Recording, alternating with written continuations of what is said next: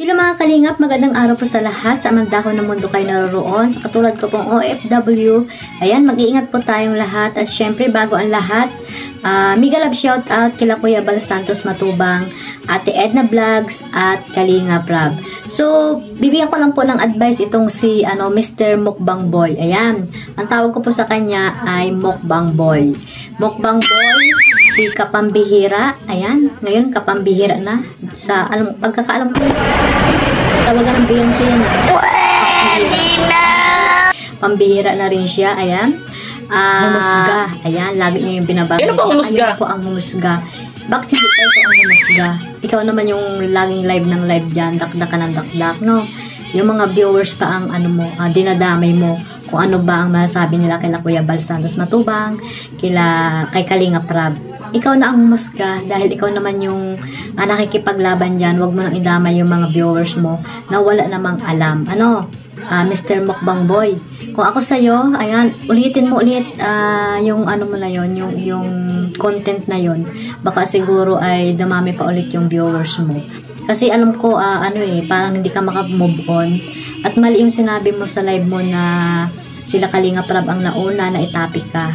Ang pagkakaalam ko ay ikaw ang naunang nagtapik or ikaw yung unang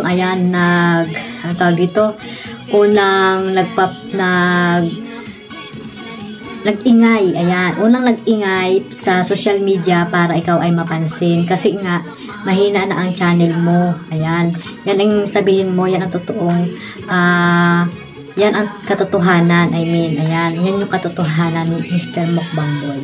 Kung ako sa'yo, mahiya ka sa sa asawa mo, sa anak mo, kasi pagdating ng panahon, mapapanood ng mga anak mo yung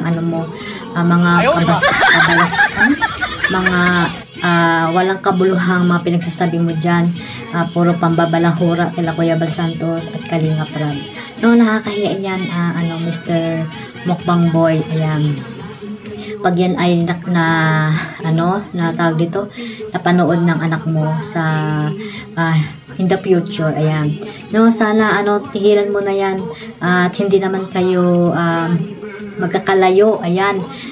Kayo ay magkakamag-anak. Ayan. At si Ate Edna ay talagang tita mo yan, no? Tita mo talaga si Ate Edna, na sana hindi mo man nirespeto si Kuya Bal Santos Matubang, ang pinsang mo si Kalingap Rob ay irespeto mo. Tingnan mo na lang si Ate Edna, kung ano mayroon kayong dalawa, magtita po kayo. Yun lang sana ang akin dyan, no? Na sana kahit hindi mo na tingnan yung dalawa, si Ate Edna ay tingnan mo na lang bilang isang tita mo. Ayan, para hindi na lumaki or hindi na tawag dito, makikisaw-saw pa yung iba na wala namang alam sa mga nangyayari. Tama ka, tama yung mga iba dyan na na sa simula pa lang ay hindi ka nakilala ng Kalingap. Yan ay tanggapin mo sa sarili mo.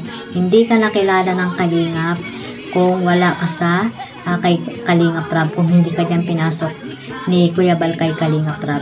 Yun, sa pagmumukbang-mukbang mo kasi, ayan, hindi ka na lang kumain at nabusog ka pa, ang ginawa mo pa ay nagdaldal ka pa. So ano nangyari sa'yo? Inalis ka sa Kalingap. So tapos ngayon, hindi ka makamove on. Ay, mali yung ginagawa mo na yan, Mr. Mukbang Boy. No? At saka may nasabi ka pa din sa live mo na gusto mo umakyat sila doon kay Pastor ER, nanawagan ka pa sa buong community ng mga pastor na sana ay umakyat doon si Kuya Bal para matapos na yung problema nyo. Ano pa yung problema na yan na sinasabi mo at hindi din alam nila Kuya Bal kung ano yung pinaglalaban mo. So nahihiya ka, sabi mo nahihiya ka sa mga mga kapastoran. Ayan, dahil nga sa mga nangyayari sa inyo. Bakit tayo mo kasing tumigil? Nahihiya ka pala, hindi ka naman tumitigil. Diba? Mahihiya ka pala kasi hindi ka tumitigil. Diba? Kung tumigil ka, hindi na sa inyo si Kuya Bal. Si Kalingap Rob, hindi na sa'yo sasagot. Alam nga namang ikaw lang lagi ang pabida-bida dyan sa sa pagla-live mo. O paano naman sila Kalingap Rob? Si Kuya Bal, hindi na ba sila magsasalita kung anong side sa side nila? Ako bilang isang kalinga partners, no, noon pa alam ko na kung ano yung kung ano ka, kung paano ka napunta dyan sa Kalingap. Dahil unang-una tinanggap ka dyan ng maayos ni Kalingap Rab, binigyan ka ng tiwala, binigyan sa iyo ni Kalingap Rab ng tiwala. Pero matigas yung ulo mo, no, sinuway mo si Kuya Bal, nakialam ka sa lahat ng mga galawan niya sa lighthouse, no. Hindi mo ginaya si Mr. Benty Boy, ayan, yung pinsan niya, si Edo nga, yung sabi ni Kuya Bal, hindi mo sila ginagaya, tahimik lang sila. No? Kung may mali man or may mali man ang bawat isa sa inyo, sana ikaw, mas nakakabata ka, ikaw ay yung wag maging mataas yung pride mo, magpakumbaba ka. At saka matagal na yung yung issue na yan, bumalik ka naman for what, di ba? Hindi ka makamove on. Gusto mo lang ata bumalik sa Kalingap, hindi ka pa nagsabi ng maayos. At alam ko naman tatanggapin ka nila Kuya Bal. Dahil yung iba nga tinanggap tinanggap nila Kuya Bal ng tao sa puso. Ikaw pa kaya, tita mo si Ate Edna, hindi ka tatanggapin, di ba? Maliit na lang yan na problema, pinapalaki mo. Yun lang yung masasabi ko sa'yo. Sana huwag kang ma-pride. Ayan, yan kasi ang mahirap sa tao, yung masyadong ma-pride. No? Sana hindi ka naman sabon para sabihin kang ma-pride ka. Yan. Sana ibaba mo yung sarili mo. Ibaba mo yung pagkatao mo. Sana magkaroon ka ng utang na loob na hindi man natin lahat sinasabi na ang utang na loob ay laging ibabalik yan sa taong tumulong sa iyo. Respeto yun, Mr. Mukbang Boy. No, respeto yun, lalo na kay Ate Edna, kay Kuya Bal.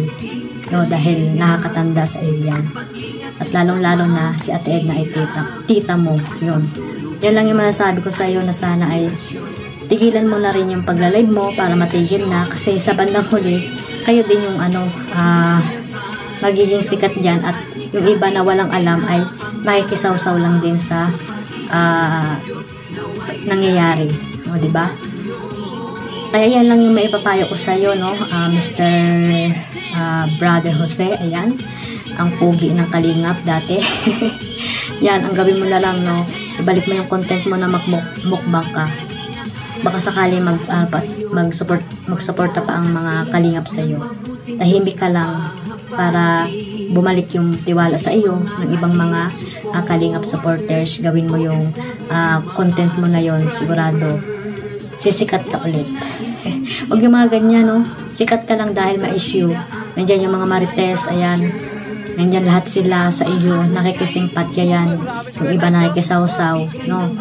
Pero pag wala ka ng mga issue na inaano dyan, malamang wala ka na ring views na pupunta sa iyong live. Balik mo na rin yung dati mong content. Siguro tawag dito, susuporta pa ang ibang mga Kalingap. So lang mga Kalingap, no. Ayan, huwag natin kalimutan suportahan sila Kuya Bal Santos Matubang, Ate Edna Vlogs at Kalingap Rab. Yan lang po yung masasabi ko kay Brother Jose, dahil hindi naman yan iba doon kay Ate Edna, no, pamangkin Ate Edna, at sana ay maliwanagan yung isip niya na mali pala itong ginagawa ko.